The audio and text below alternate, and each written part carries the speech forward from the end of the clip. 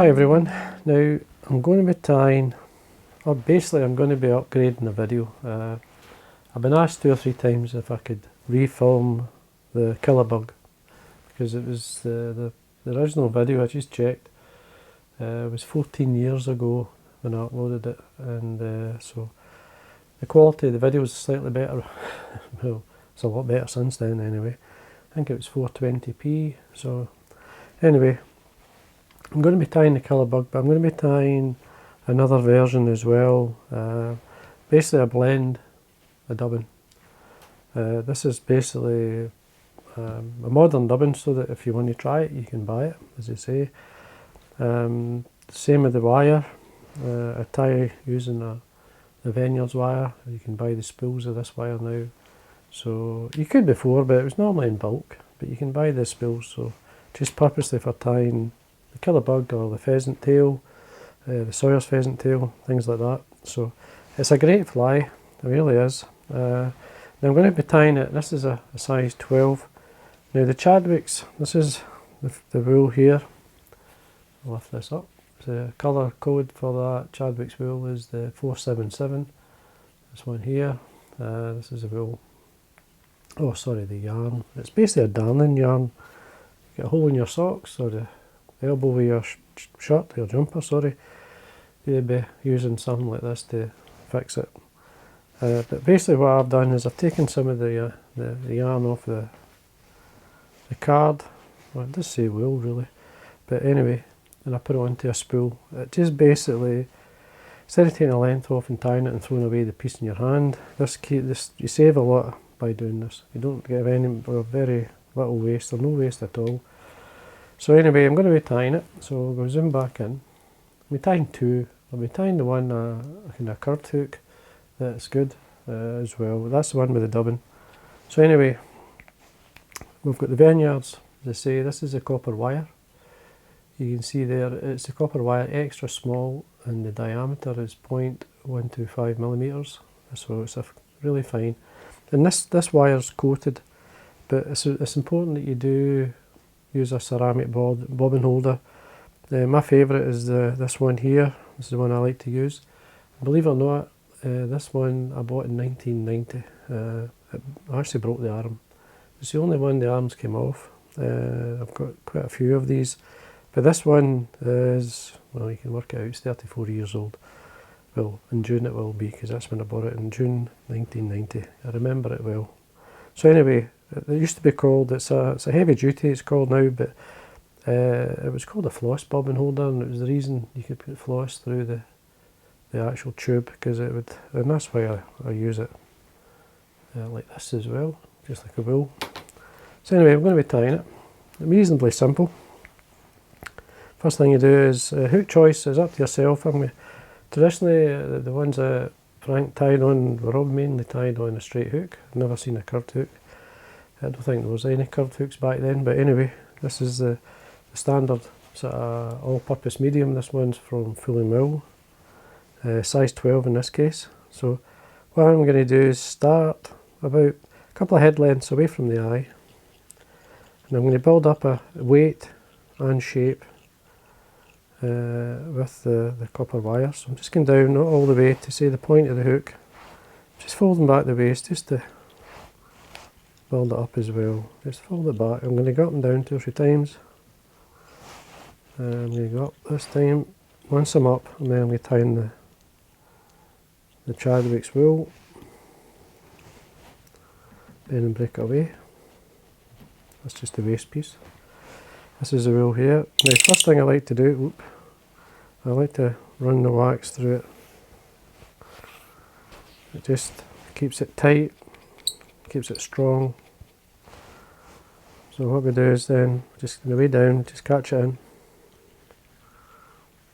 And we wind down until basically between the barb and the hook, the pointed hook, sorry, and the barb.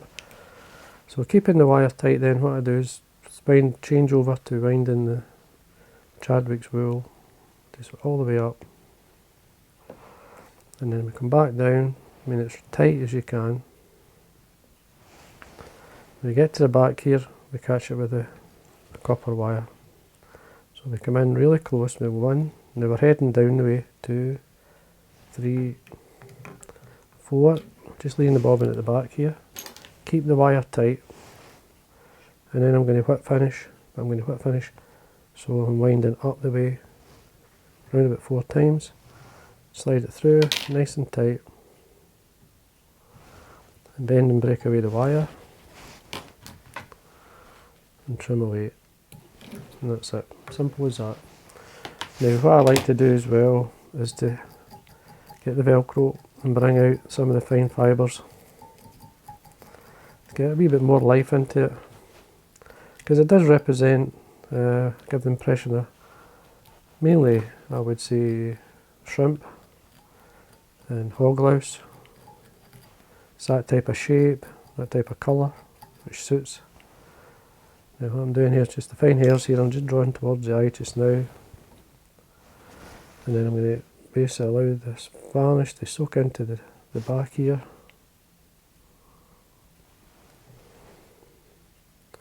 Take away the excess, but just allow it to soak in. And then we can, I'm just going to bring this back. See what it looks like. See, a tiny bit more life by just doing that, and there we are. And that's a colour bug. It's simple to tie. It's very effective. You've no idea if first time I used it, I was surprised how well it worked. Even when I moved it up and down the cast, and it kept catching. So I'm going to trim a couple of these.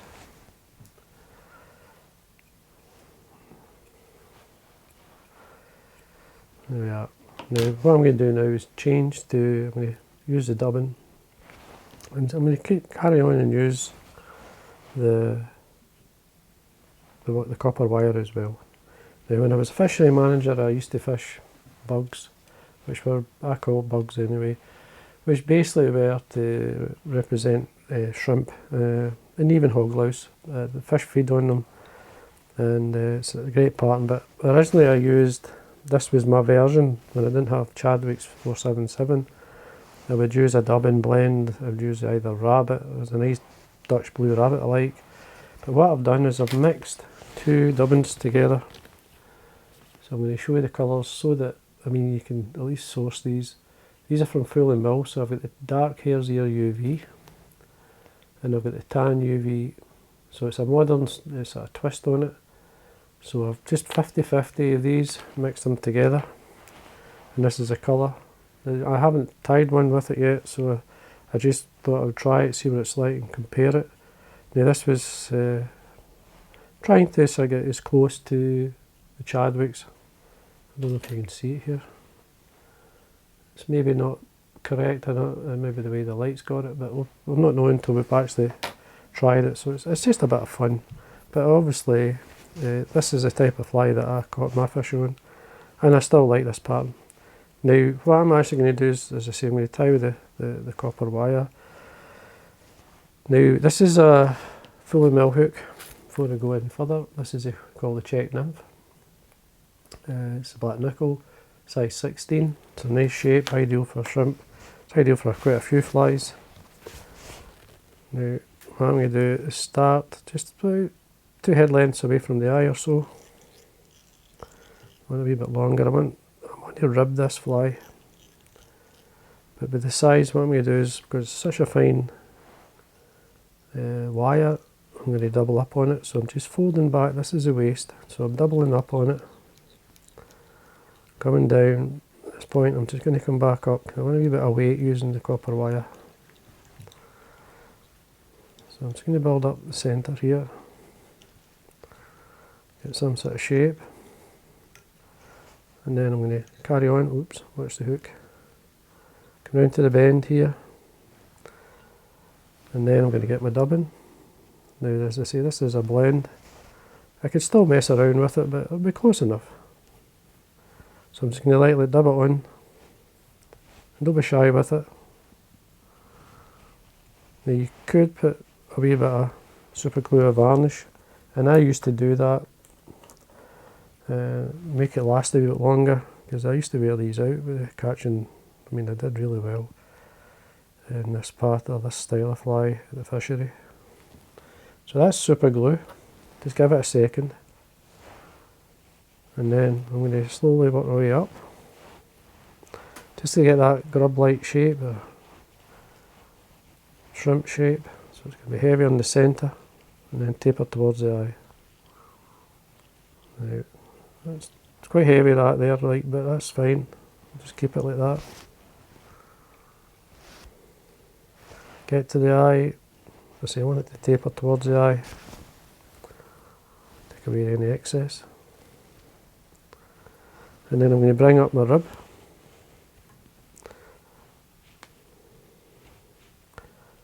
Bit skimping with the rib here, so I'll make it okay. A good half dozen times or so. Yeah, just it nice and tight. A couple of fibres here going forward, so I'm just trying to draw these back.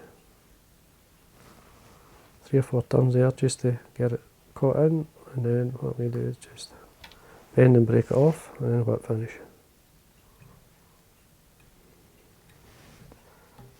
And there we are.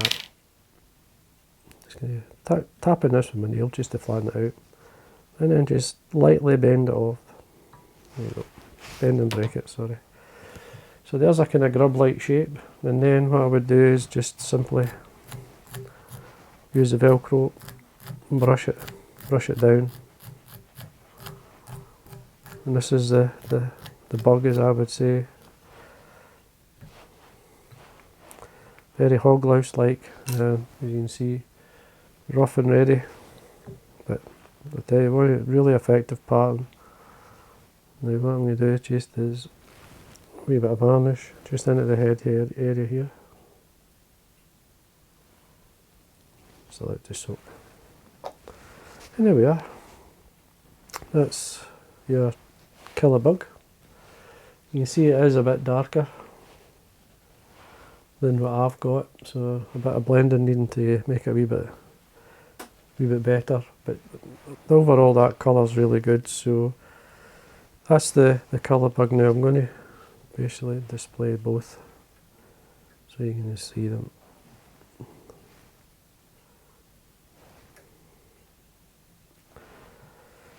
And yeah, there we are. So that's the 2 bugs together. I wouldn't fish them like that, but I would certainly catch one either, and the killer bug certainly catches. It's a good fly, even though it's just a bit of wool on a hook. But it works really well. So anyway, I hope you enjoyed that, and again, thanks for watching.